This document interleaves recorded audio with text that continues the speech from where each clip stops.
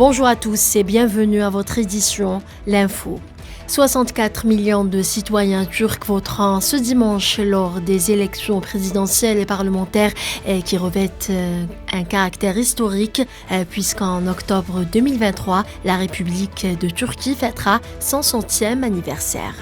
Le ministre algérien des Affaires étrangères Ahmed Attaf a eu hier samedi une communication téléphonique avec son homologue syrien Faisal Mokdad à l'initiative de ce dernier. Cette communication qui s'inscrit dans le prolongement de l'appel téléphonique entre le président algérien Abdelmadjid Tebboune et le président syrien Bachar el-Assad le 8 mai dernier a permis aux deux ministres de poursuivre leurs consultations autour des principaux points inscrits à l'ordre du jour du prochain sommet de la Ligue des États arabes prévu le 19 mai courant à Jeddah.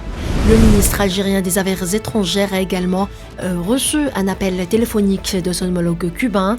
À cette occasion, les deux ministres ont procédé à l'évaluation de l'état de mise en œuvre des décisions et orientations ayant sanctionné les consultations entre le président algérien Abdelmadjid Tebboune et le président cubain à l'occasion de la visite de travail et d'amitié effectuée par ce dernier en Algérie en novembre dernier. Les Palestiniens vivent actuellement la semaine la plus meurtrière de l'année 2023 avec au moins 37 personnes tombées en martyrs à la suite d'attaques sionistes à Jénine et dans plusieurs villes de la bande de Gaza.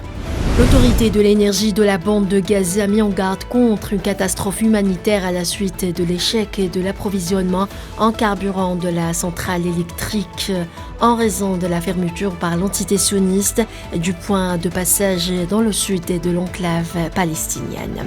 Les autorités tunisiennes ont annoncé samedi soir avoir déjoué 4 opérations de migration irrégulière et secouru 107 migrants qui s'apprêtaient à franchir illégalement les frontières maritimes vers l'Europe. Voilà, c'est la fin de ce flash. Merci de l'avoir suivi.